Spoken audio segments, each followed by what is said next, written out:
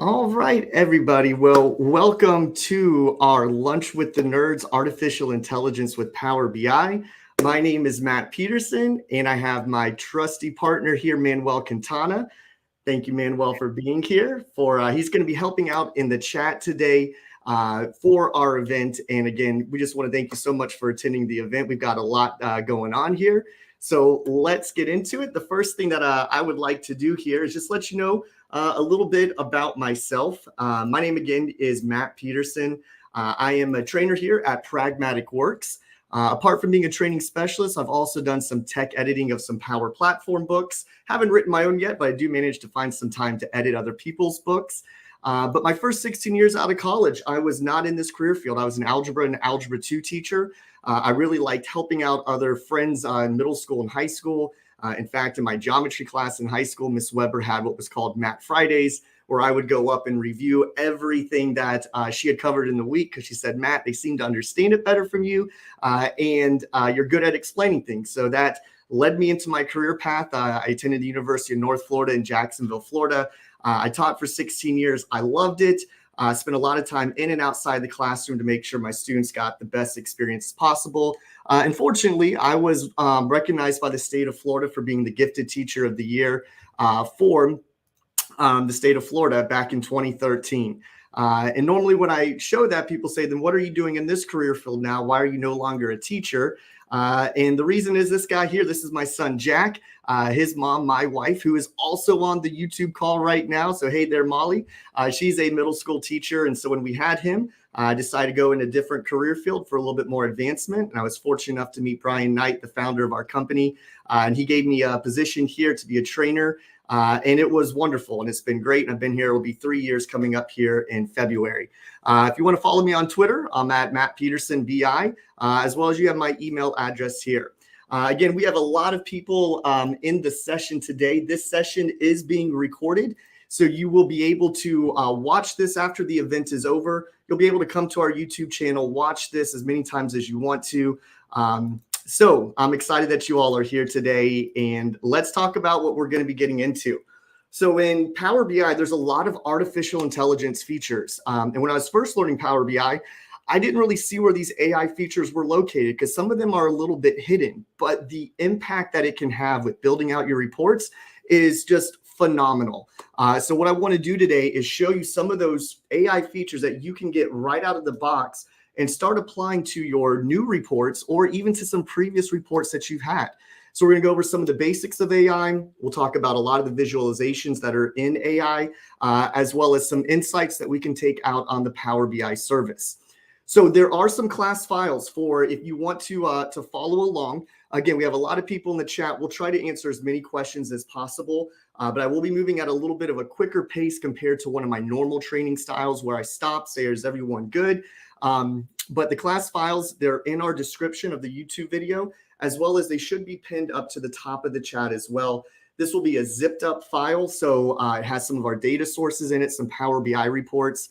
So if you want to follow along, whether now or down the road, you will want to extract those files out. The other thing to note is we will be using some pre-created Power BI reports.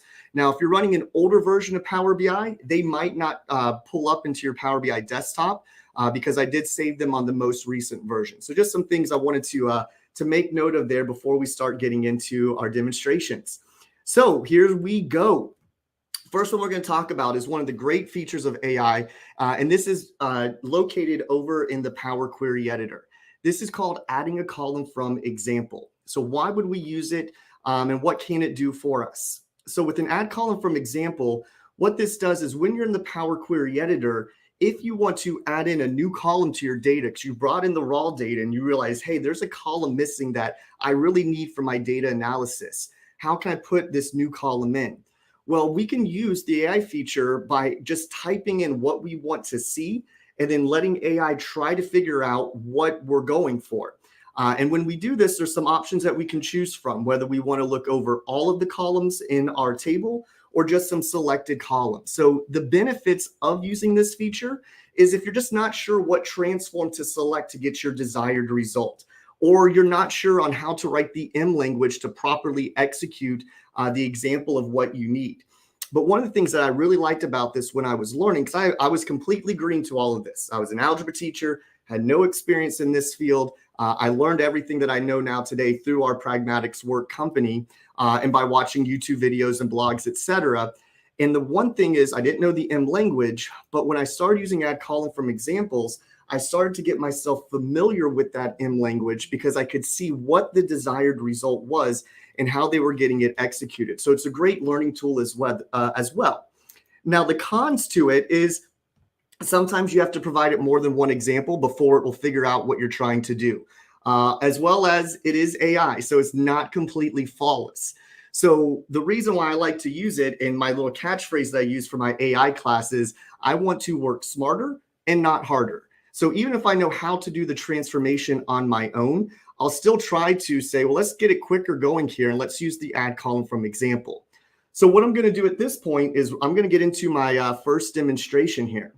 So what I'm going to do is I've got the Power BI desktop program pulled open, and I'm going to bring in some data, and we're going to add in some columns from example to show you how easy this feature is to take advantage of. So again, these are in your course files. Again, if you don't want to follow along with me now, watch this later after it's been recorded. You can come back to this and watch anytime you want to. So what I'm going to come up here to do, this first data source is in an Excel workbook. So I'm going to click on my Excel workbook, and in our instructor demo data, there is a file called airline performance. So I'm going to pull out this airline performance, very pertinent for today with all those airlines and flights being grounded here. So I'm going to open up this airline performance Excel workbook. And then once this workbook is open, I'm going to bring in all of these tables. So I'm just going to come on down here, and all I'm doing is making the connection out to the table. And I'm not going to load it because I'm going to go into the Power Query Editor to make these transformations. So once I have all of them clicked over on the left-hand side, I'm then going to come on over and click on Transform Data. Now, in a second, my Power Query Editor is going to open up, and I'm going to start to add in a few columns from example. All right, so here we go into the Power Query Editor. And the first one that I'm going to showcase here is I'm going to head on over to my airport table. So I'm going to click on my airport table. And this is a very common scenario that I see whenever I help other customers out with their Power BI reports. They want to analyze like something on geography, and they want to see a visual that has all the data for these individual cities. Now, the problem would be is if I'm trying to analyze my airports based on city, if I say, show me all the airports or airlines within Jacksonville, is that going to be Jacksonville, Florida, Jacksonville, Mississippi? There's lots of Jacksonvilles in the US. So what I really need is I need a column that's going to take the city and the state, and it's going to combine those together. So I have a unique column. Now, I know how to do this by going to add column and adding in a custom example. However, let's say I didn't know that. Well, what I can do, instead of writing in my own formula, I can click on this column from examples in the upper left-hand corner. And again, the other thing I want to mention about this AI class is this webinar, this session is trying to, some of this you might have seen before, but some people might be brand new to Power BI. So we're going to have a lot of some basic, moderate to advanced scenarios here. So I'm going to click on column from example. Now, once I do that, over on my table, it gives me a new column, and it's now saying, give me an example of what you want to see. So if I'm in first row, it's now going to look at all the values in these columns from the first row. So what I would want to see is that 47 mile line, comma, AK for that state abbreviation. So all I do is I double click in that row here, and I start to type in what I want to see. And you can also see it starting to give me some, basically some suggestions of what I might be trying to do. But their suggestions aren't good for me right now, so I'm just going to type it in. So 47 dash mile mine, comma, and then AK. Once I have my example in, I hit enter and take a look. It now figured out what I was trying to do, and the results are exactly what I was going for. And then here's the neat thing. If you want to get familiar with that M language, up at the top, it says this was the M code used. It was the text combined function, and it's bringing back the values from the city, the state column, and then in between the two is concatenating with a comma and a space. And so once I have my desired results, I could come up to the column, give it a different name like city, state, and then I hit OK. And now we've added in our first column from example without any writing of the language itself. Now, here's one of the other neat things we can do with this. So I'm going to remove this last one so I can start this fresh. So I'm going to get rid of this last column that I put in, and I'm going to go back to column from examples. And let's just say for some reason, we don't like the formatting of the city, and we want the city name to be in all capital letters. Well, the AI can figure that out for us here as well. So I'm going to come back up here to column 1, 47 dash, and then mile mine, comma, AK. Then I hit enter, and now it figured out, oh, you wanted the cities and you wanted them to be also capitalized. And so it put in the code that is using the text upper function on the airport city name. So pretty neat feature here of just adding in what we want to just by giving it an example. But it doesn't just stop there. There's other features of how we could use this. So another common place where I use this a lot is like on my date tables. So over on the left-hand side, I'm going to come over here and click on the date table. Now on my date table, I got lots of dates so that I can slice and dice my data based on quarters, months, etc. We can see that we have a display date here as well. But what this table doesn't have is it doesn't have a text representation of the date. So what if I want to show it as text representation instead? Well, here again, column from examples is a really nifty feature. So I'm going to click again one more time on column from examples underneath my add column ribbon. And so for this first row, I'm going to come on over and scroll, and it should be January 1st, 1900. Now, you don't have to start on the first row when doing add column from examples. And I want to prove that to you. So if I come down here to row 33, which is February 1st of 2008, I can start it on this one. And so I'm going to double click here, and then I'll zoom in. And this one is for February 4th, February 1st, and 2008. And now when I hit enter, notice it didn't quite figure it out. Actually, you know what I was on? Yeah, February 1st, 2008. It didn't quite figure it out. And this is sometimes where you have to provide more than one example. So what I'm going to do is right underneath February 1st, 2008, I'm going to double click. And what should this row be? Well, this one was for February 2nd, 2008.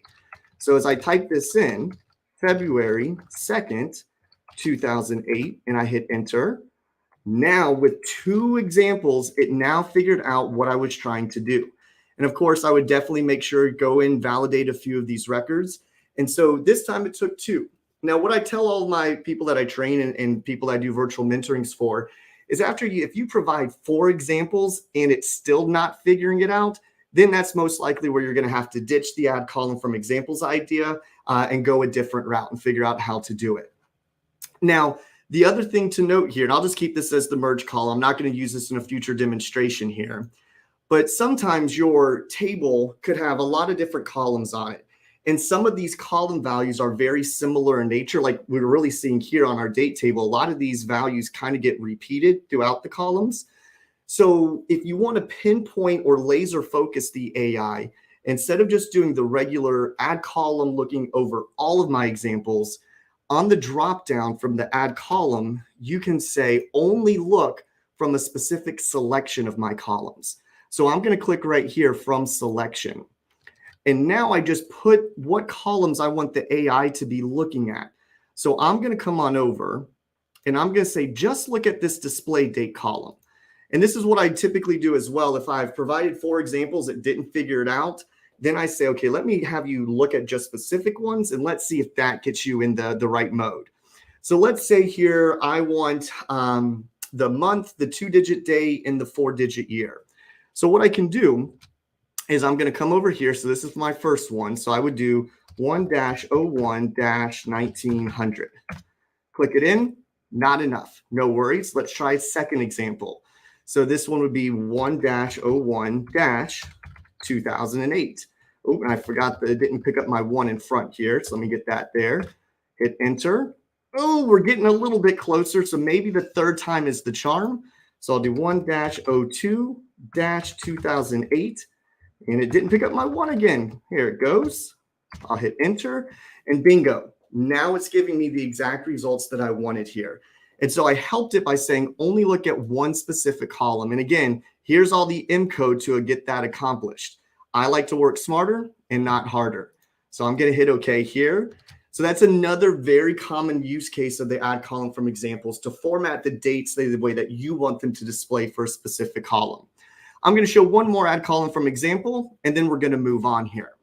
So the last one that I'm going to show here is I'm going to go to my departure block table. And you might have in your data source a column of values, but you don't want all the values. You want to split these columns out. Now, some of you might know, well, Matt, you can do a split column by delimiter transform. Of course I can. However, I can also use add column from examples. This would be like useful if you had all the social security numbers coming through and you only wanted the first 3 identifiers or the last 4 because you don't want to share all the sensitive data. So let's say that I want just the first 4 numbers coming back from this departure block code. So if I come up to, again, my add column, I click column from example. Over here, notice I don't have anything for that first row because it doesn't have a departure block code. This is why you can go to any row that you want to on your table. So I'm going to go to my second row. And on the second row, I want the 4 digits. So I'm going to put in my 4 digits, 0001. I'll hit enter, and boom. Now we get the 4 digits in front. And what did it really do? Well, it did a text before delimiter.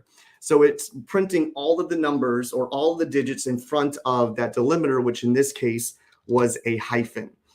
So the other things it can do, I'm not going to show. It can do math for you as well. So if you do the math calculation in your head and you put in the answer, it will try to figure out you are adding numbers from these 2 columns or multiplying, dividing, etc. So there's a lot that we can go into with that column from examples, but that's where we're going to start. And hopefully for some of you new to Power BI, this is a great feature you can start taking advantage of. The other thing to note, all of these AI features I'm showing you today, they all come with the Power BI desktop. And when we go out to the service, they come with everybody who has a Power BI Pro license. So these are all free AI features. So I'm done with this example now. Also in your class files, my completed reports are in there too, which will be very similar to what I've done in the YouTube video. There might be a few little things where there's an extra detail I add because we're doing it on the fly here, but you should have about 95% parity of everything that I get here done within your completed files.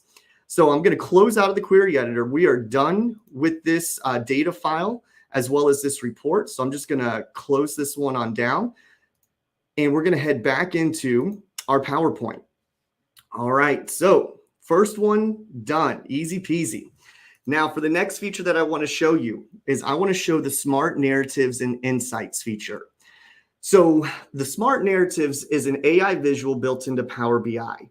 And some of the main things that this will do is it will help address key takeaways of your data that you have on your Power BI report page. It will also help point out trends of your data. It will provide a textual summary. And some of you might be saying, Matt, I've taken sessions from you prior to this, and one of the things you told me is you don't want to have a lot of text on your Power BI report pages. And that is something I've said in the past. However, this is kind of the one exception because this is a visual that what the text shows is going to be data insights. So I do kind of go against the grain here and where I do show text on some of my Power BI report pages with this Smart Narrative visual. The other thing to note about this visual, and we see it in action, is it does get updated. So every time we refresh the data, the Smart Narrative will refresh its insights, as well as you are interacting with the visuals on your report page. Just like any other visual that respects the filter selections, the Smart Narrative visual will also be filtered down as well. And you can even add in specific text that you always want to display or specific values that you always want to show within the Smart Narrative visual. So in our next demonstration, we're going to be taking care of this. And we're also going to be talking about one of my favorite AI features is insight fluctuations. So what the insight fluctuations does is it will help explain why a certain metric has increased or why it has decreased. And this will be a very fast results visual as well. And the cool thing is it's going to come up with a whole bunch of reasons of why some metric has increased from like 1 year to the next or quarter or whatever it might be. And once you get these visuals, you can then take the visual and pin it directly to your report page. And so you might be saying, what's the whole idea of this explain insights? Well, let's say that our sales have increased from 2006 to 2007, and we want to know, why did they increase? Well, one thing we could do is we could put a whole bunch of filters and different visuals on a report page and start interacting with them and seeing what caused it go from one level to the next level. But that's going to be too much work. Let's let the AI figure out what fields, what categories actually had an increase of value from one metric to over to the next metric.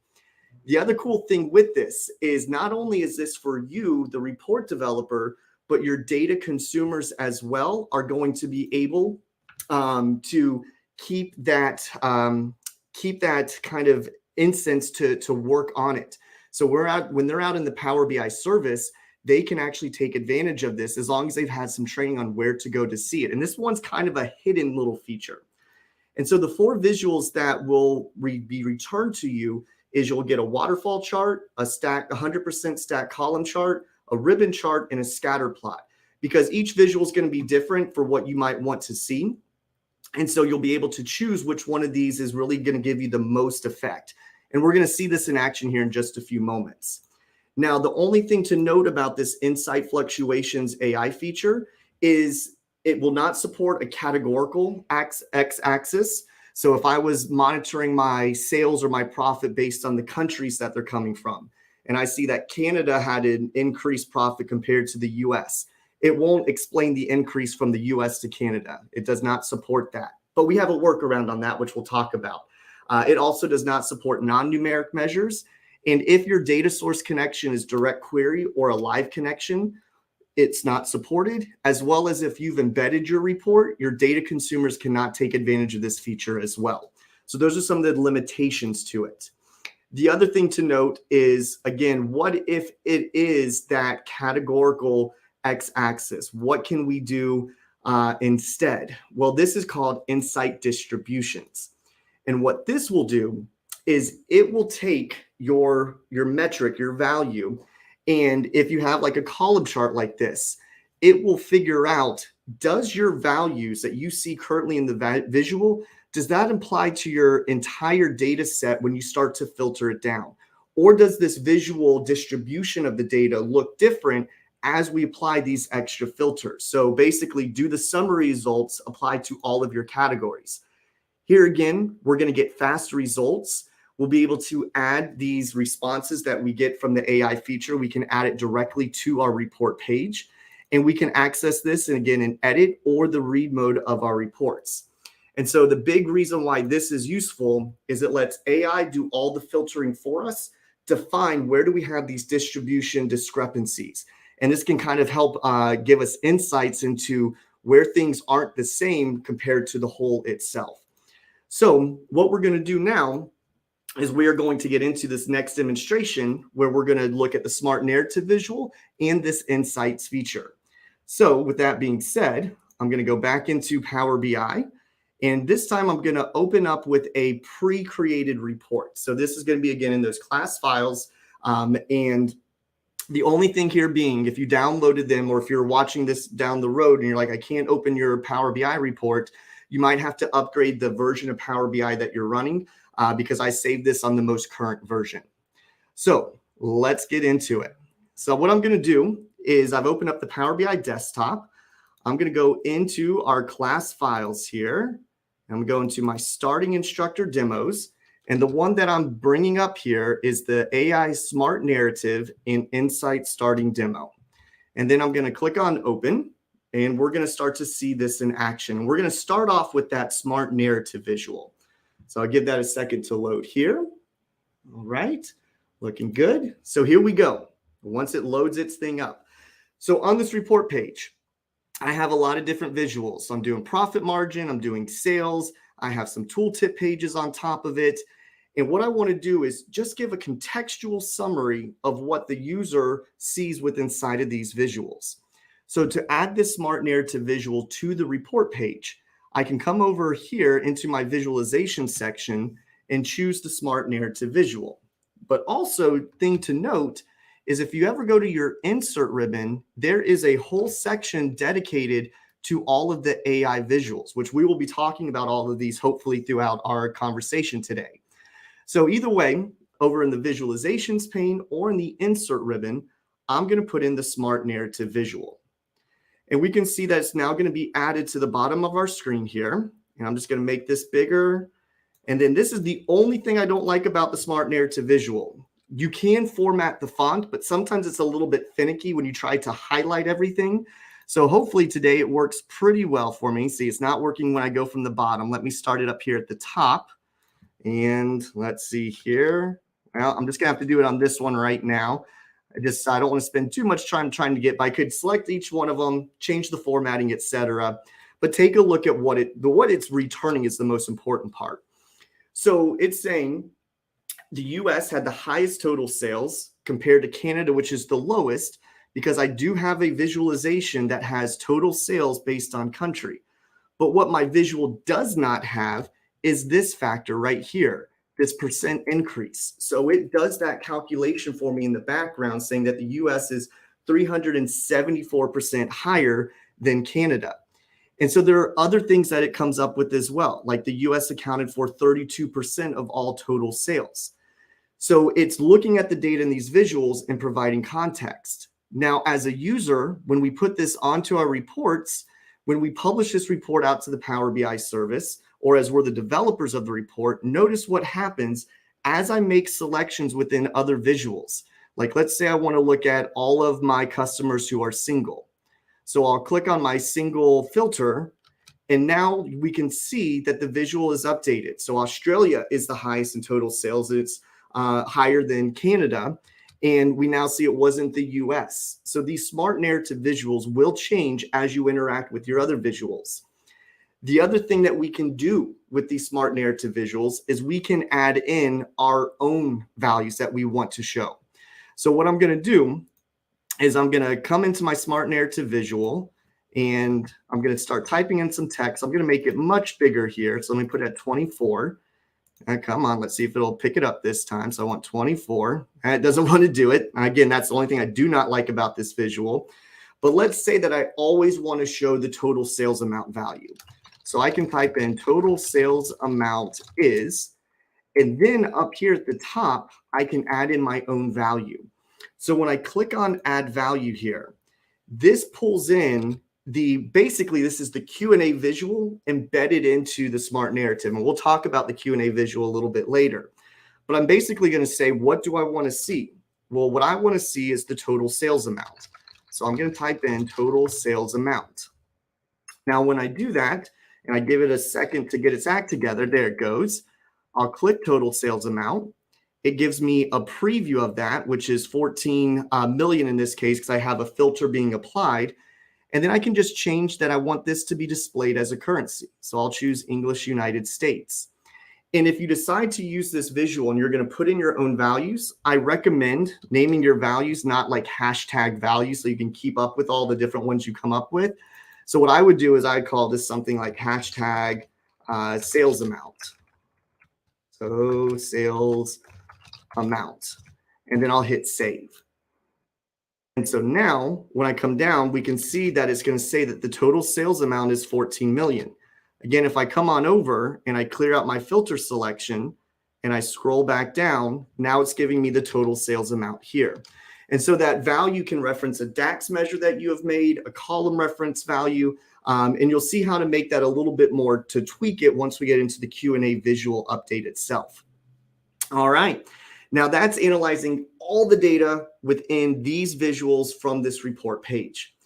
But sometimes you might want a smart narrative for just a specific visual. So I'm going to go to my next page in this report, which is called Smart Narrative for Visual.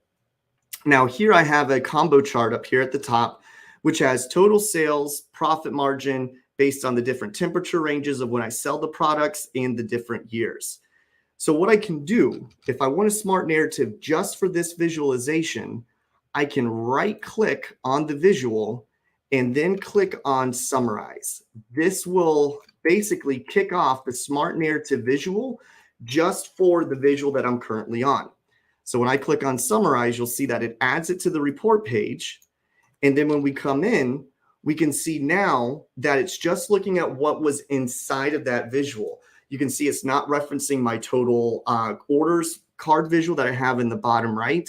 It's just giving me insights about this visual and this visual alone. But once again, this will still update. If I come up here and click on like the United States, this will come down here and start to give me information about the color, the temperature ranges, the years, because it's accessing the data inside of that visual. So the smart narrative visual, again, you can format it. It is a little bit finicky, but just work with it for a little bit. And I'm sure you can format it the way that you want. So smart narrative visual, I like it, gives context. It's really great for people who are coming into a report that aren't familiar with your data set, kind of giving them a nice way of saying, here's what's really going on. Now, let's move on over to our insights feature. This is the one that I really enjoy. So on this insights feature, on this page, I'm, again, total sales, profit margin based on the different calendar years. And we can see that there was an increase from 2005 to 2006. Why did we have more sales in 2006? There could be a lot of explanations to it. And I don't want to bring in all these different filters to see where was the increase from one product to another, or the temperatures, or whatever it might be. Let's let AI do it for us. So again, this is kind of a little bit of a hidden one. What you do as a report developer or as a data consumer is if you right click on a value. So I'm going to right click on my 2006 column. Once I right click on it, there's this feature called Analyze. And this says explain the increase. Now, if it was smaller than 2005, it would say explain the decrease, because it's always going to reference the data point directly in front. So when I click over here, explain the increase, and I'll zoom out, the AI feature is now going to start running against the data. And I'll give it a second to do its thing. And there's going to be a lot that typically comes up with this. The more complex your data model, the more dimensional tables you have, typically the more results you will start to see. So like if I come on down, here is one right here. Let's start with this first one. Total sales by calendar year and model name. So in 2005, we were at 3.3, but in 2006, we're at 6.5 million. Well, it now has produced this waterfall chart to explain how did we get from 2005 to 2006, and it's going to bring the factors or the field values that affected it the most. So if I hover over row 250, notice we get a tooltip. It says in 2006, you had 1.5 million, and that was a 1.5 million change. So now as a user, I could say, okay, well, with this row 250 product that I was selling, either it did not sell at all in 2005, or maybe this product wasn't even available in 2005. So this is definitely a big increase because it was 0 in 2005, and now we've got 1.5 million that happened in 2006. If I go to like one of these other points, like road 150 here, this time there was sales in 2005. We did 2.6 million. 2006, we did 2.9, and it gives me that percent change. That was a 13% change from one year over into the next year. So it's going to give us this contextual analysis, and it gives me 4 different visuals. So from these 4 different visuals, we get the waterfall chart. We're also going to get our scatter chart. And what the scatter chart is going to do, once I zoom in here for you all, is it's going to give you the preceding data point for your x-axis and your current data point for your y-axis. So if I take a look, for example, at Mountain 200 and I hover over it, in 2005, there was no sales. In 6, there's 807,000. So this is why it's in the green area here. And you'll notice that you also have a trend line of where the data was trending. If any of your points are above that trend line, it's saying it's kind of like outperformed what was expected here. If any are in the red, that means there was a decrease from the prior year to this current year. So that's what you'll get with your scatter plot. You also have the 100% stack column chart, which is going to break down the sales, but then it's going to put your categories into what percent was that of the whole value from the current year and the prior year. So for example, this road 150, we know it was a factor influencing, but in 2005, that was 79% of all our sales came from road 150. In 2006, it was an increase in sales, but it's not as much of the market of our sales that we did in the prior year. So again, it's giving you another visualization that you can then choose from which one's going to be the most beneficial to your users. And the final one that you get is your ribbon chart, which is going to rank these different categories and let you know this was the biggest category in 2005, which was Road 150 here. And it's still the most highest ranked over here when we get to 2006. So this is what your explain increases can do for you. And the other thing that you can do with these is if you find a visualization that you're like, that's really important, I want my users to know about it, you don't have to recreate this. You have this plus button in the upper right-hand corner, and all we have to do is click Add to Page. And when I click Add to Page, we now see this visualization has now been returned, and it's put onto the Power BI report page. Again, we're working smarter and not harder. Now, this is where we have a limit to it. If I come over here to this visualization on the left-hand side, notice that my x-axis is now categorical because I'm basing my sales and my profit margin based on the countries that these were coming from. So I can't go to the Australia and say, explain the decrease here. But what I can do with this one is if I right click on my visual, I can go to analyze and I can click on find where this distribution is different. Once I click on this in a second, what Power BI is now going to do with all the dimensional tables that can filter my values down, it's going to apply all these filters for me and look for, are there any major distribution differences where it doesn't follow this trend of US, Australia, UK, Germany, France, and Canada. So once I click on it, it'll make a little bit more sense. So let's not talk about it. Let's do it. So I'm going to click find where this distribution is different. So I'll give it a second here to do its thing. All right. So now that I'm in here, take a look at what we've got. So if I come over here with temperature range based on color, if we go in, this visual for me at first was a little bit hard to understand. So what you see on the right-hand y-axis is the official visual that we started with, the total sales. And that's going to go with what you see in gray. This was the original distribution. So we can see that the US up here was at that 9.3 million, which corresponds with being close to that 10 million. What you see on the left-hand y-axis is going to be the values for the current filter being applied. So if we filter all of our data down to all of the sales that were done in cold temperatures, we now see that the distribution doesn't look the same. We can see now that the US is still the head honcho, so to speak, but there were no sales in Australia or the UK. So this now can give us some insights of us going, well, do we not maybe market during cold temperatures in Australia and the UK for our products? Do people not go out and buy as many things? All sorts of, when it's your data, it's going to make more sense because you're familiar with it, but it's going to find out all of these different ways of how the distribution is different. And if I go to cool, we can now see that the distribution doesn't look the same either. And when you're looking at this explain distribution here, you have this ability down at the bottom. If you don't want to compare it based on proportions, you also can compare it just on the absolute values. So it'll keep your original, and then it'll show you the makeup of US sales when you're going to cool. This was, I don't know, about a 30% of all of our sales came from cool temperatures when we're going based on the US, or Australia about 20% or so. And again, the nice thing that we can do with this explain distributions is if you find a visual that is very important and you think your users need to see it, you can come on up here, click on add, and it adds it directly to the Power BI report page. So the distributions and the explain insights, I'm a big fan of them because it does all that filtering for us to figure out where things have changed. All right, so we are now done with our smart narrative and our insights. Again, two very easy ones to take advantage of right off the beginning. So I'm going to close out of this Power BI report. And again, this completed version is in the course files.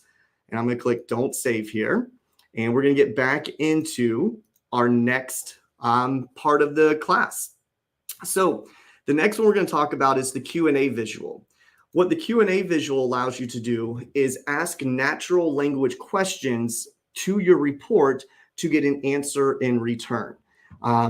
Unlike Jeopardy, though, it is called the Q&A visual. You don't have to format it in the terms of a question. All right. So it's not Jeopardy here. You can just say, show me profit or show me total sales or whatever it might be.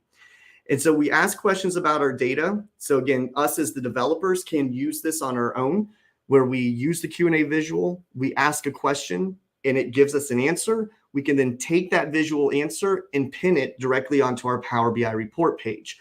Or we can put a Q&A visual without any question in there to start with, put it in the report page, and now our end users will see that out on the service, and they can start to type in their own questions that they want to explore the data for. We get flexibility with how these results are shown within the visual as well. And what I mean by that is we'll talk about it. So after we ask these natural questions, some of the flexibility that we get is we can put relative date filtering. I can do something like, show me the sales for the last 2 years, and it will filter it down based on our dates to only the last 2 years worth of data. I can say, show me the top 3 countries in terms of profit margin. So top in as well as bottom in as well. And then we can tell it, what visual do I want to show that data in? It will come with the pre-created visual, but if I don't like their visual, I can say, show it to me as a tree map or show it to me in a line chart, and it will do the work here for us. We can also sort our results as they come in, so sort this ascending or descending. And so this allows us to compare data within our Power BI reports, helps us to find out if there are any trends within the reports, and if you ever make a dashboard out on the Power BI service, this will be put into the dashboard as well. And we'll showcase this a little bit later. So when I'm going to make a dashboard for one of my other demos, you'll see that the Q&A visual is put at the top for your users who you give access to these dashboards, and they can start to explore your data set. Now, some of the newer features, when Q&A came out, the features I'm going to show you, they weren't all part of it. They've been adding new features throughout the years. And so with Q&A, as you start to write a question, it's going to do these as like an autocomplete, just like going out to Google. So as you start to type something in, it'll try to figure out what you're going for. The other thing is, can we do these analysis of service instead of desktop? So let me show this question real quick here. So quick question, can't we do these AI analysis in service instead of desktop? Yes. So with this Q&A visual, this can be done out on the service. So all the things I'm showing can be done in the desktop. But for example, that explain distribution difference, explain the increase, decrease with insights.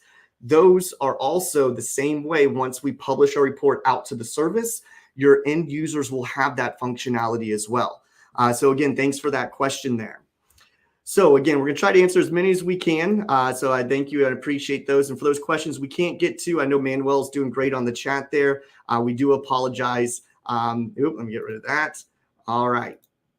So underlines. So as we are typing in a question, you will start to see some underlines under them. If you see blue, that means it found a successful match to what you've typed in. So whether that is a table value, a field value, or like a DAX measurement. If you see red, they go, I don't know what you're talking about. So Q&A is confused. And if you see orange, this is the one to be really wary about. Orange means it's giving you an answer, but it's not sure it's giving you the correct answer. And so I'm going to show you ways of how to validate that when you do see orange within your Q&A visual. Now, the other thing we get with Q&A is called tooling. So we can train Q&A itself. So we can train the AI. Part of this is things like defining synonyms. So I might refer to something as sales, but somebody else in my department might refer to it as revenue. So I can say, hey, anytime they say revenue, they're really talking about this sales column or this certain DAX measure that I have. We can also review questions that users have asked. So when you publish this out to the Power BI service and your users interact with Q&A, if the Q&A doesn't understand their question, they'll get a little pop-up that says, do you want to suggest for review to the publisher of this report? If you click on it, us as the report developers can go into our desktop and look at all the questions that people have sent to us for review. And then we can choose to come up with the correct answer, or we can say, no, that's not really a valid question. I'm not going to define an answer for them. We can also teach it how to answer specific questions like qualitative things. Like if somebody says, which products are the best? Well, what does best mean in terms of our organization? so we can actually train Q&A to define what best means for our data report. And then managing terms. In terms of managing terms, this is where you can go to add synonyms, you can delete synonyms, and you can even hide certain tables and columns that you don't want Q&A to reference. So if there's a certain table you're like, when somebody asks this question, they shouldn't be, I don't want any Q&A to reference this table or this column, we can hide those from the Q&A AI feature. So with that being said, before we get into our next demonstration, did want to let you know that we do have a free trial on demand learning with 60 plus classes on Power BI, Power Apps, the whole Power platform. So with this here, if you scan that QR code, you can sign up for a free trial. And with that free trial, the one thing you do is you get access to all of our free classes for life, like all of our in a day classes. In any of our YouTube live events, we put these videos on our ODL channel as well.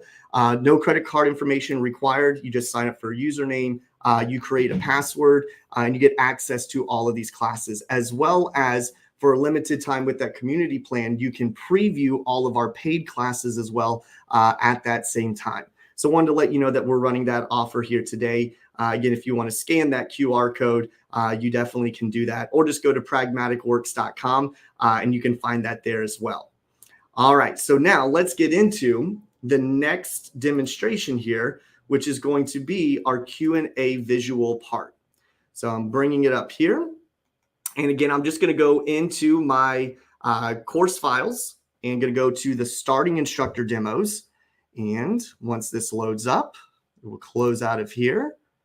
All right, and hopefully everyone's enjoying. And again, thank you for spending an hour and a half with us today, taking time out of your day for this training. We really appreciate it. And in the starting instructor demos, I'm going to go into my Q&A visual starting demonstration. And I'm going to open this up.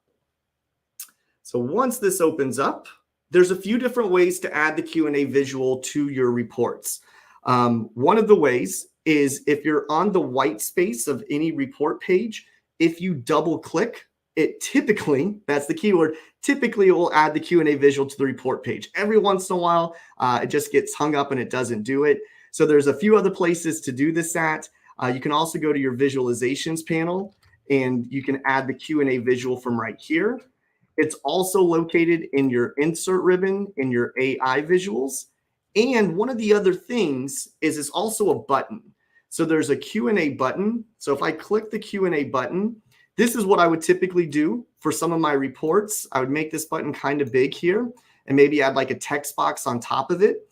And when I publish this report out to the service, when my users see this little bubble, it's like kind of begging to get clicked, right? So when they click on it, it will bring out a Q&A visual right here on top of the screen. And this is where your users can start to interact with it. If you don't want to use it with the button, that's completely okay as well. You can just put in the standard Q&A visual, and this one looks different. Same exact functionality, and I'm actually going to get rid of this little slicer here so I can make this a little bit bigger for you all. And let me bring this over. And just like any other visual, we can format it. So what I'm going to do to make this easier for you all to see, I'm going to click on my format visual. I'm going to make the question field text a little bit bigger. And I'm also going to change my restatement text at the bottom. I'm going to make this bigger as well. So now what does this do? Well, right now, if I just hit publish, the Q&A visual is there for any user who accesses this report out on the service. But I can also use this as a developer. So if I want to make a visual and I don't want to make it myself, I want AI to do it, I can just tell it what to do. So what I'm going to do here, and notice there are some suggested questions to get started with. You can turn off those suggested questions when we go to the format section in a second. But let me just start off with the generic question here. So my question here is, I want to know all of my products' sales amounts. So I can just type in, again, it does not have to be a question. I can just say, hey, products by sales. And then when I let it do its thing and I click away here, we can see, and I'll make this a little bit bigger, that it is bringing me back a visual of my products based on sales. But this is the restatement text. This is telling you what the results show. So it's saying I've sorted the number of your internet sales. So it's not really what I want, because what it's done is found my products, and it's done a count of how many of those products have been sold. I really wanted to know the sales amount. So this is where you always look at your restatement text to figure out if it's what you want. So I want by the sales amount. So I'm going to type in by sales amount. Now we can see that the visual has changed. Now it's not doing a count, but it's giving me the exact value of these sales. But here again, this is where I go, okay, cool. It brought me a bar chart here, but maybe I don't want to see it as a bar chart. Maybe I want to see it as a donut chart, or I want to see it as a different visualization. Well, I can change that. So I can say products by sales amount as a table. And when I click as a table, notice now it's giving me my products and it's giving me my sales amount shown as a table. So it does a lot of information here for us. But what if I want filters on it? So maybe I want, this time I'm going to do something a little bit different. I'll go with total sales amount by country. So now we can see here, it's giving me my total sales amount by country. But I only want it for certain dates. And I want it as a donut chart. So by country as a donut chart between, I don't know, May 2005 and June and June 2006. So right now we're getting the red underlines.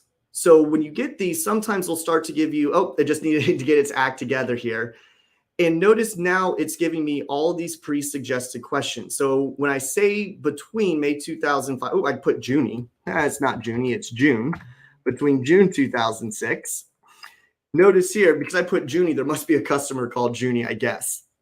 But why am I getting the orange? This is because I have multiple date columns in my data model. So it's not sure what date column am I trying to use. So for me, I want to use just the original date column, or maybe I want the date of the first purchase.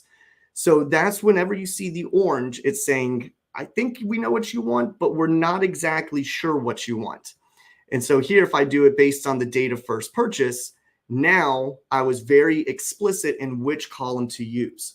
So when you do see those orange underlines, that's what it's saying. It's saying, I'm not too sure what you're trying to get out of here. All right. Now, basic interaction with the Q&A visual. Let's go a little bit further here. So I'm just going to make a new page so I can put a new Q&A visual on here. And I'm going to make it really big, take up the whole side. And again, I'm just going to come over to the format to make my text larger, as well as my restatement text. But just like any visual, we have all this ability. And this time, I'm going to go with that synonym idea. What if I want the revenue by country? So I type revenue by country. Again, I'm getting the orange underline.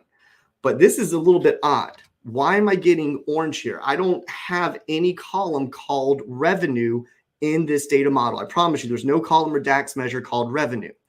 So what it's coming up with is it's showing me profit. Why in the world is it showing me profit? Well, I'm going to explain why here in just a second. So this is going to showcase two things. Why, first, I'm getting the orange, and two, I don't want people to say revenue is really referred to as profit. So within the Q&A visual, if you come over to the settings of it, this will open up the Teach Q&A. And this is where we can start to go further with Q&A. So for example, if I go to my field synonyms, so these are all of my tables. This is where I could come on over and decide to hide tables that I don't want Q&A to reference. Or if I wanted to go even on a more granular nature, I could go into the table and decide what columns I want to not be shown. So why in the world is revenue referring to profit? Well, let's explore. As I scroll down into my internet sales table and I go to my profit measure, notice there is a suggested synonym called revenue. So all of these on the right, these are the AI suggested synonyms. So they think that revenue refers to profit. If I wanted revenue to really be profit, I'm like, yeah, that's exactly what it should be. I could take a suggested synonym, I could add it as a regular synonym, And now notice when I get back out of here, revenue is no longer going to be in orange. It's now going to be in blue, because anytime you refer to a synonym, it now has an exact match of what it should be using. It's just taking a little bit of time here. There we go. There's the revenue by country, and now it shows in blue. But really, I didn't want revenue to be there. So what I can do is I'm going to go back into my settings. I'm going to go back to field synonyms. And in that internet sales, if I come back down to profit, I'm going to get rid of it. So I'll remove it just like so. And revenue for me, I'm really thinking that should be sales amount.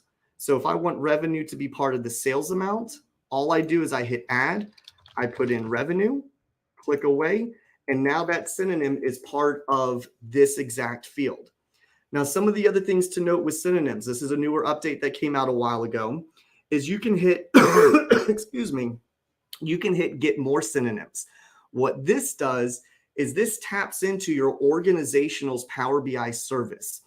So when we publish reports, there is an option.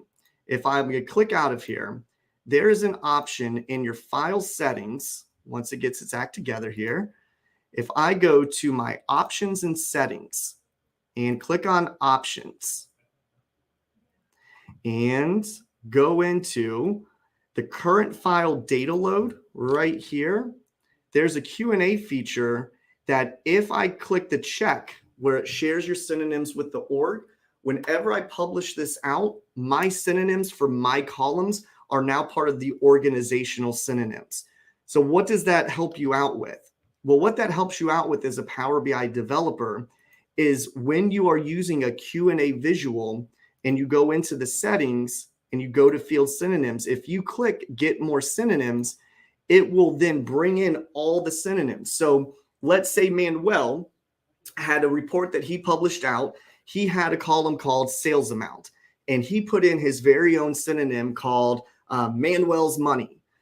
Well, if I click get more synonyms, because my report has a column called sales amount, his synonym called Manuel's money is now a suggested synonym for me. So it would show up in orange if anyone typed in products by Manuel's money. And if I wanted to make his synonym official, I go into sales amount, I just boom, click on add, and it brings it in. So this is where people using those standard acronyms within your organization, you can use those or reuse those so you don't have to type in every single synonym on your own. So that is the get more synonyms feature, and that's how you add them in. Now, the last thing that I want to show with this Q&A visual is what if I type in something like the following. So let me get rid of revenue by country up here once it comes through. And let's say that I want to know my product lines that are meeting goals. Great question here. Hold on one sec. Let me show this off here. We have a question that says, what if the same synonym is used for more than one person for different fields? Well, for each one, it will show for any field that that synonym was attached to. But the good news is here, AJ or Ajay, is that it will only be a suggested synonym. To make it official, you look through all the suggestions and you click the add button to bring it right on over. Great question there. Thank you so much. So now let me type in a question it's not going to know how to do. And I'm going to do something like product lines meeting goals. And so it goes product lines meeting goals. I don't know what you're referring to in this case. Well, let me go and teach Power BI's QA feature what I define as meeting goals. So if I go to the settings feature of the Q&A and I go over here to teach Q&A, what I'm going to do is I'm going to teach it. It knows what product lines meet, but it doesn't know what meeting goals meets. So what I can do is I'm going to come down to goal. And this is a little bit trickier, figuring out where to start with. So I'm not saying it's the easiest thing out there, but as I've worked with the product, I know that I first need to define what goals mean, because the meeting part is going to be the descriptor of it. So I'm going to say that goal refers to my field profit margin. So I'm going to say goal refers to profit margin. And then once I give it a little bit of a second to get its act together yet, now meeting Okay, it doesn't want to help me out here. So again, this happens every once in a while. Let me start this over. I'm just going to type in just meeting goals. I think it's getting a little bit confused with profit line. And I'm going to click submit. And do I want to save my changes first? Actually, I don't, because I don't want to get too confused. So I'm going to discard those changes. And now in a second, all right, goal refers to, again, I'm going to say goal refers to profit margin. And now what should happen is up here when we get to meeting profit margin. Okay, so what is meeting goals, which now really means meeting profit margin? What's the descriptor of profit margin that I'm going for meeting means? And I'm going to say meeting means any profit margin that is greater than 0.4. So anything that is greater than 0.4. So as I've done that, you can already see that my visual is changing in the background. So let me save this. And what we should see here in just a second, and I'll close this out, product lines meeting goals, notice it's bringing back, in just a second, only two of my product lines, product line S and M, which both have profit margins that are over 40%. But if I were just to type in, instead of meeting goals, if I just type in product lines and profit margin as a table, notice here, they're bringing back all the product lines, ones that are under the profit margin meeting goal. So this is a way where you can go and teach Q&A some of those descriptive action words that aren't really supported directly from the data model itself. And then the last thing about that, I mentioned that your users can submit to you a review question. That's under here in the settings of Q&A when you open up the desktop. If you click on review questions, you can go to any of your workspaces where Q&A was enabled. And so I'm going to go to the one I made for today, my artificial intelligence starting demo. So this is a workspace where I put in a Q&A visual. I did this before our class. So if I select this workspace, there were 3 questions that it did not understand. And so I could come in where someone typed in, what is the best product? If I want to define what best product means, I can come over here, I could fix it.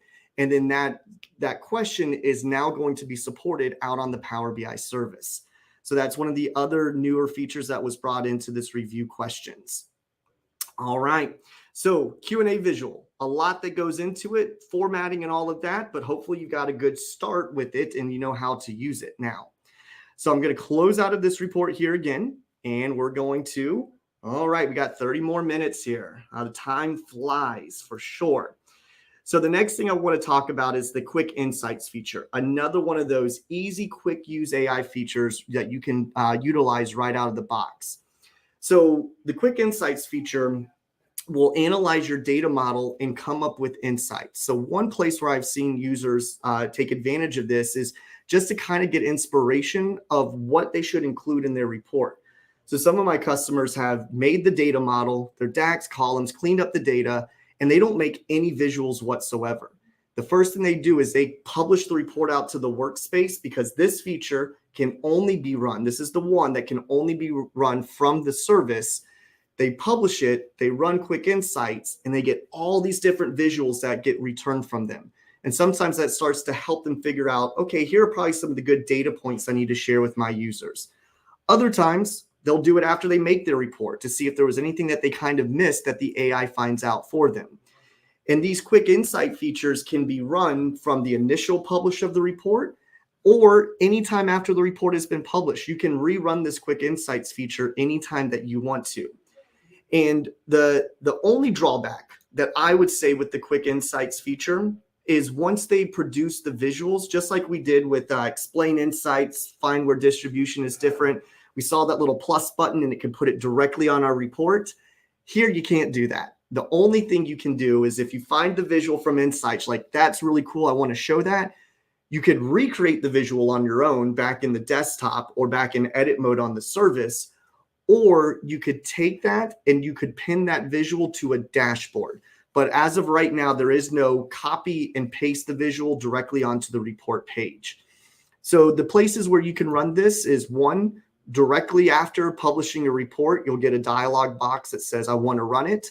Or once you're in the service, from your data set, if you hit the ellipses next to it, you can hit Get Quick Insights, as well as you can run Quick Insights just from a dashboard tile. So if you want to limit the scope of what insights are being run on the data, and you're like, I don't want to do it for the whole data model, I really want to pinpoint your insights on just this visual, that can be done from a dashboard tile as well. So with that being said, let me bring up Power BI here, and I'm going to do a quick publish and show you what the Quick Insights look like, how you can pin that to a dashboard, and also showing you that Q&A visual that comes with your dashboards as well. So I'll give this a second to load here. And again, I'm just going to go to, and this could be any random report, but I've already got one in our class files called Quick Insights. I tried to name all these demos with what they were covering here. So this is my Quick Insights starting demo from my starting instructor demos. And the only one, if you follow along with this, whether you're watching this later down the road or right now, you do have to have a Power BI account in order to publish out to the service, because this is the one AI feature that is only utilized outside in the service. So what I'm going to do is I'm going to publish this report, and I'm going to put it into my YouTube workspace here, my YouTube Lunch with the Nerds. I'll select. Now it's publishing the report. And every time you publish a report, the first thing you will see is the ability to run it right away. So if I click on Get Quick Insights, this is going to take me out to the service, which I'll bring on over right now, and it's going to start to run it. Now, notice it says that this could take a little while for it to do its job. The more data you have, the more complex your data model, typically the longer these insights will take to run. But this one's not too difficult, so we finally have it here. And typically what it's going to find, it's going to look for anomalies, trends, and correlations. So for example, it's found one right here that when they was looking at the total sales and quantities sold based on the order date, actually just based on the regular date, that there was two outliers over here on April 3rd of Thursday and also on June 14th. These fell outside of the range of expected values. So if I go, okay, that's interesting, I want to use that. Again, if I want to put this in my report, I would have to recreate this visual on my own. Or if I want to put it on a dashboard, I don't have to recreate it. So what I'm going to do is I'm going to pin this to a dashboard. And so I'm going to call this something like the YouTube Learn with Nerds. I'll pin it, and then I'm going to go to this dashboard. So it'll be the exact visual here. And notice this was that thing that I mentioned. When you make dashboards, it's going to natively put in your Q&A visual onto your dashboards. Now, I will let you know, there is a tenant level setting for the global admins where they can turn that feature off if they don't want Q&As to be part of dashboards. So if you're doing this on your own and you don't see that Q&A up there at the top of your dashboard, that is a setting that your global admin has turned off. But now that any tile that you have put onto a dashboard, it also has the ability for running Quick Insights. So if I'm like, I'm even more curious about why these might be outliers, I can hit my ellipses here and I can click on View Insights. When I click View Insights, it's now going to start to run analysis against this visual and try to find some ideas of what other factors are part of this. And again, if it finds something that is beneficial to you, you just pin it, and you can pin it directly back to that visualization. Now, if you ever want to run your Quick Insights later down the road, you don't want to have to republish and hit that Get Quick Insights. So again, where you could rerun your Quick Insights is if you go back into your workspace, you find your report or your data set, and if you hit the ellipses, you can see you can run Quick Insights. And here on the data set as well, it's called View Insights. Same thing, they just have different names there for them. So Quick Insights, another quick feature that you can definitely take advantage of, get inspiration, or maybe it finds something that you weren't aware of and now you want to use it within your reports. All right, so I'm going to close out of here. We're done with our Quick Insights feature, and we're going to head back into our PowerPoint, get as much as we can done in this hour and a half we have together. So The next thing I want to let you know about, if you've been enjoying this live event here, we do have another event coming up called Power BI Beginner to Pro with Devin Knight. That's going to be on Thursday, February 9th. And let me actually show something real quick here.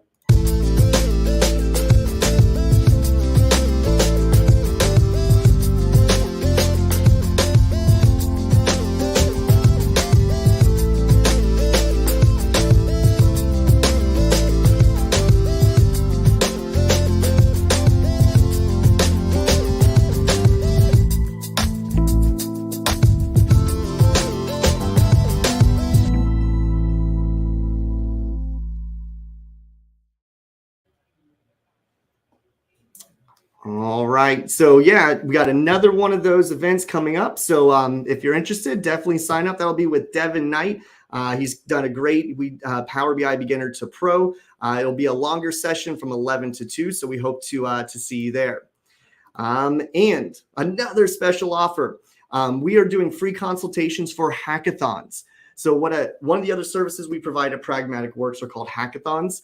It's a training event, but you get to bring your own data to the training event. So you're not working with our demo data, but it's yours. And we help you come up with a proof of concept, whether that be creating a Power BI report and building out the beautiful pages, doing the data modeling, the DAX, or if it's creating my other passion and love, which is Power Applications. But you get to bring your stuff to it. We come up with the product. We teach you how to do it. So that way you're not just getting a consultant to do the work for you. You're learning how to do it on your own. And if you scan that QR there, you can book a time with Devin to discuss if a hackathon might be something beneficial to you or your organization. All right. So our next visualization is called the AI Key Influencers. Now, all the other AI features we've shown pretty much are good for just about any Power BI report. The key influencer visual, though, however, it has its really good use case. So what the key influencer visual does is it's going to show you what fields, what categories are influencing a certain metric. Now, with this, we get to understand what factors are affecting that metric and help us give us more insights into the data. And it's going to rank the importance of these driving factors here for us as well. Now, there's a few little details to know about when looking at this visual that I'm definitely going to go over here so that we don't make the wrong decision, so to speak. Now, with your components of the key influencer visual, what you will see is that it supports categorical data or it does support numerical measures as well.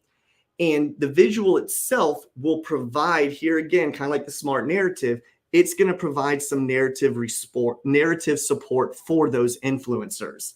It will even take all the fields that are influencing this metric and it'll start to make its own groupings on that as well. So we're going to see it by individual fields, but then it will also do a top segments to say, if we use these 3 fields, here's an even more bigger driving metric of why something is going high or low or whatever the case might be.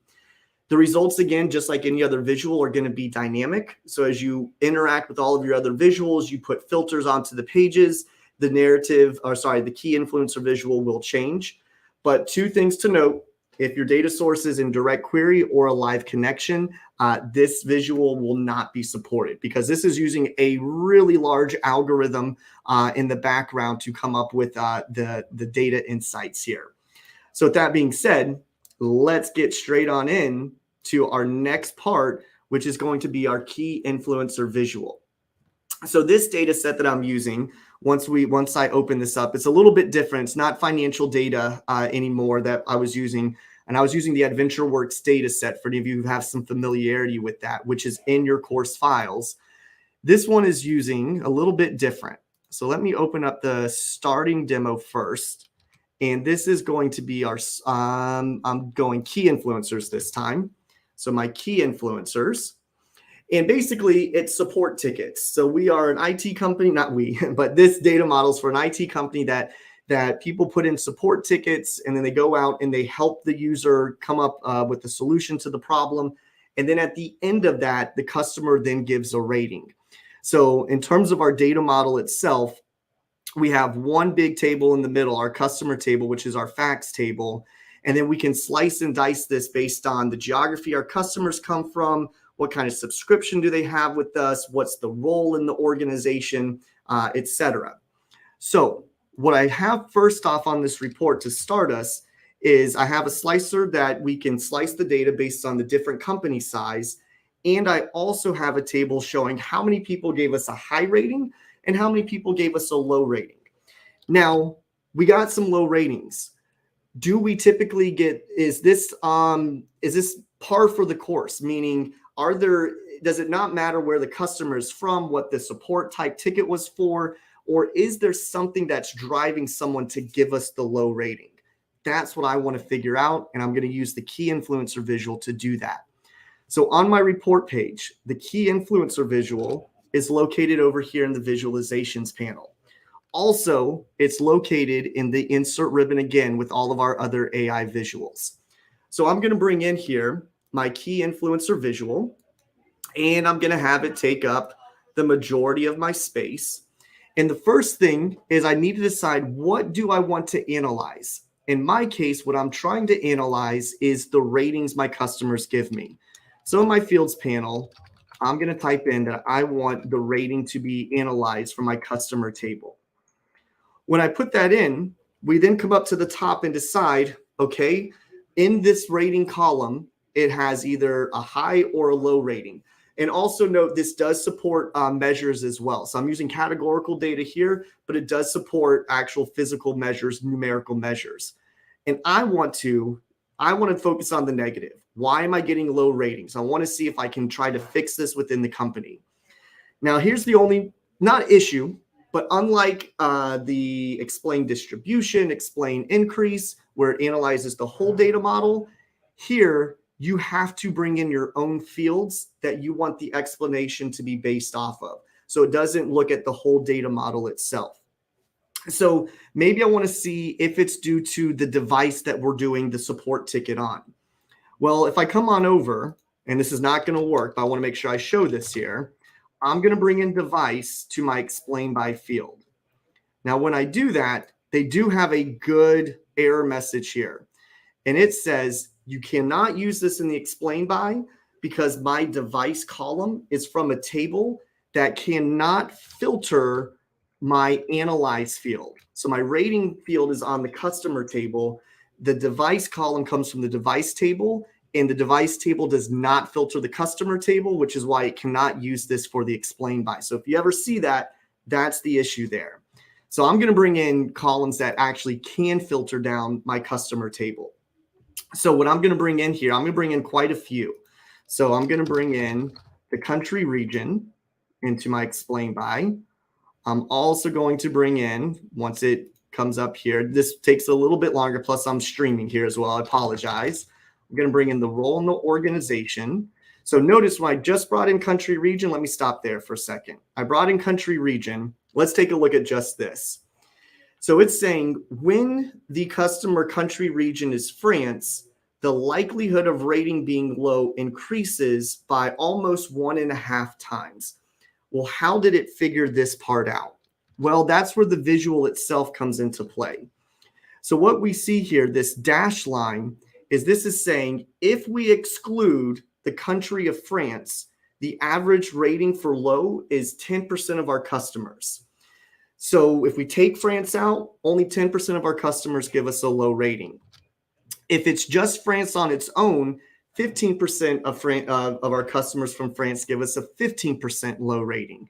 So then it does the math here. It takes our 15%, divides it by the 10.33, and that's where it comes up with this 1.4 more likely. So now I already figured out, hey, I've got one problem area, a call to action, that I can start to focus on. Why is it my customers from France are giving me a low record? Don't necessarily know the reason why yet, but now I know there's something I can go out and explore. Now, as I start to add in more fields into the explain by, watch what happens here. So I'm going to bring in the role in org to the explain by. I'm going to add role in org to explain by. There it goes. I'm going to add in, so notice right away, it's going to rank the factors. So now when I have role in org, consumer roles have a 2.5 more likelihood of giving me a low. So now it's telling me that this is a bigger driving factor than the country being France itself. And so as you add more and more things in here, so I'll bring in subscription type, and I'll bring in 2 more here. So I want to show top segments, which I'm going to need a few other things. So company size, bring that in, and I'll bring in the theme. And again, the other thing I always mention when watching demonstrations, it's never data that is your data. When it's your data, these insights mean a whole lot more because you understand your data. So now that I've brought that in here, now we can see that they are ranking these individually for me. So if I come on over and click on, for example, theme is usability, 2.5 likelihood chance. And again, this is the average excluding, if we take the theme out of usability and everybody else, 11%. But when it's just usability, whew, it's really high, 28%. Now within this visual at the bottom, you have this fact down here that says only show values that are influencers. When I click on that, then the visual is going to be filtered down. And these, all 4 columns that you are now seeing, these are all influencer columns. Every single one of them are influencer columns. So that's one thing you can do with the visualization here itself. Now you might say something that that I looked at is you might find a value that's really close to an influencer, but Power BI doesn't deem it as an influencer. That all comes down to how much of it. So when you hover over these tooltips, for example, security, right now, security is an influencer, but I will tell you, if the count of this table, so right now it's at 2,200, but let's say that for security theme, I had a 23%-ish low rating, but only 50 customers gave me that low rating.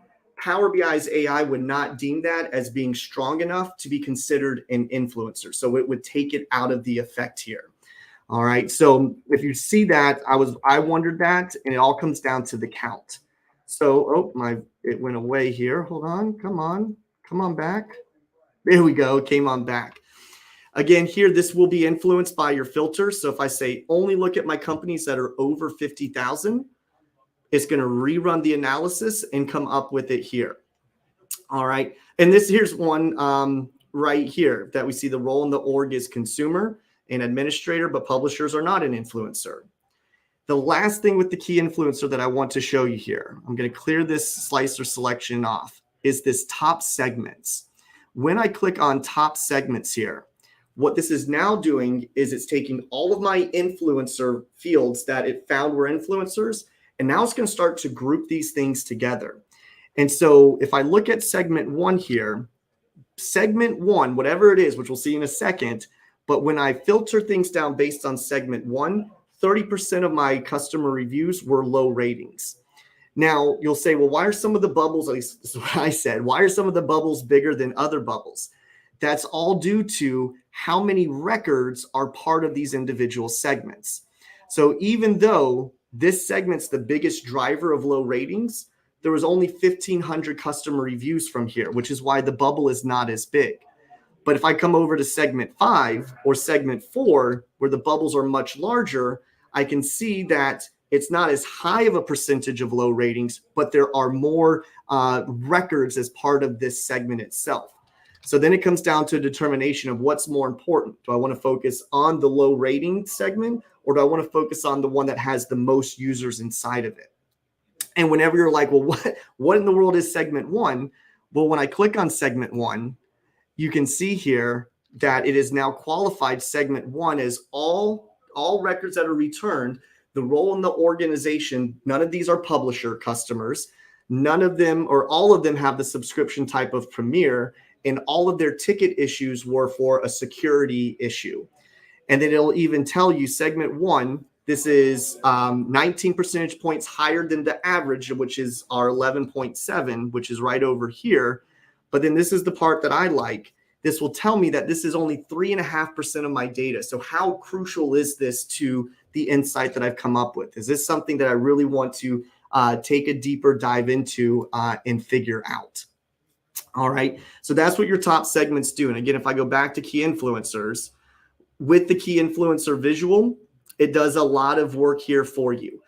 So everyone, what I want to thank you for in our AI features webinar, Lunch with the Nerds, is hopefully you have seen some AI features you can start to take advantage of. There are some more AI features, but only had an hour and a half here. We do have an on-demand learning class where I'm the teacher of, where I go deeper into these AI features and a few more, and I go over some of the ones that require premium capacity that you can use within the Power Query Editor.